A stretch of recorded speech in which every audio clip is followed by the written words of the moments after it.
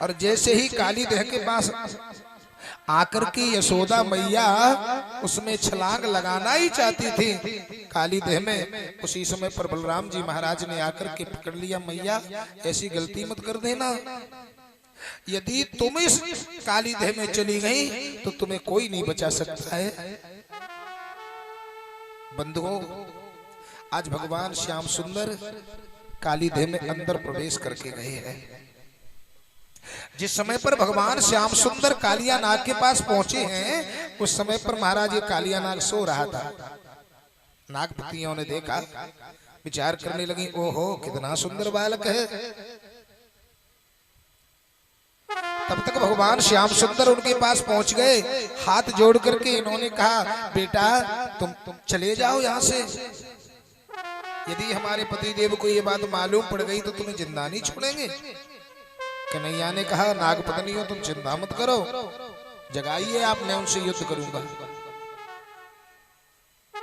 ये सब वार्ताएं चली रही थी, कालिया नाग की नींद टूटी और जैसे ही देखा भगवान कन्हैया को, विचार करने लगा, एक छोटा सा बालक यहां तक जिंदा कैसे रहा। इतना भयंकर क्रोध आया है कि महाराज कालिया नाग ने फुसकार मारी, लेकिन भगवान श्याम सुंदर के शरीर पर कोई फर्क नहीं पड़ा। भयंकर युद्ध हुआ। आज कालिया नाग ने भगवान श्याम सुंदर को के शरीर से लिपटना शुरू कर दिया। बंधुओं, सारा शरीर ढक लिया कालिया नाग ने अंटा लगा करके। आज भगवान कन्हैया ने अपना स्वरूप बढ़ाया और जैसे ही स्वरूप बढ़ाया है, महाराज कालिया नाग की जितनी भी नसें थी वो टूट गई, बेहोश होकर के धरती पर गिर पड़ा। आज नागपत्नियों ने हाथ जोड़ करके कहा, गोविंद न्यायो ही दंड कृतकल विशेष में स्तवावतारः खल निग्रहायो।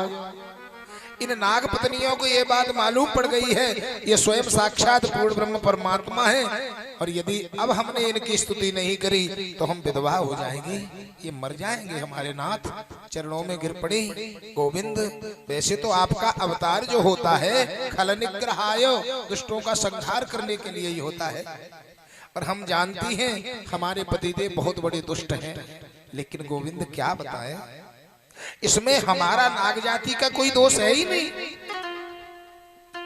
यदि आप ये समझते हो कि इन सर्पों में विष का वमन यदि कोई करने वाला है, यदि विष भरने वाला है तो वो आप हो। यदि हमारा ऐसा स्वभाव क्रूर स्वभाव बनाया है तो उसमें गलती हमारी नहीं है, वो भी आपकी गलती है। गोविंद हमारे नाथ को मारना मत, हम किसके सहारे से जिएंगे। भगवान कन्हैया ने कहा, तुम चिंता मत करो, हम इनको मारने नहीं, इनका अहंकार नष्ट करने के लिए आए हैं।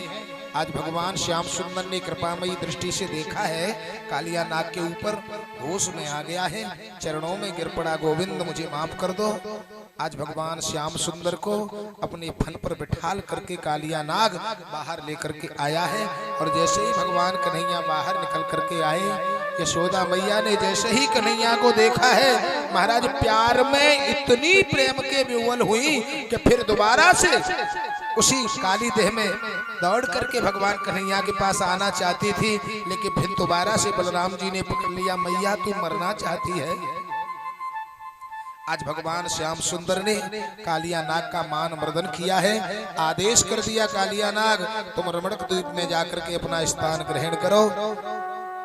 इस तरीके से बंधुओं काली देह को आज स्वच्छ किया है। भागवत जी में ऐसा वर्णन है, हेमंते प्रथम हेमासी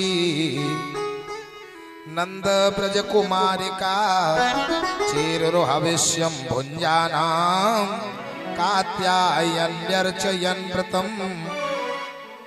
अघेन के महीने में जितनी भी ब्रजमंडल की कुंवारी गोपिकाएं थी, वो यमुना जी में जाकर के स्नान करती थी, और वृंदावन में यदि आप गए हो तो रंग जी के मंदिर के पास में कात्यायनी मैया का मंदिर है। उन उन कात्यायनी मैया की इतनी बड़ी विशेषता है कि यदि कन्या उनका कोई पूजन करती है तो उसे मनपसंद वर की प्राप्ति होती है। ये समस्त ब्रजमंडल की गोपिकाएं जाकर के यमुना जी में स्नान करती हैं सवेरे 4 बजे और आती हैं कात्यायनी मैया के मंदिर में और हाथ जोड़ करके प्रार्थना करती हैं, कात्यायनी महा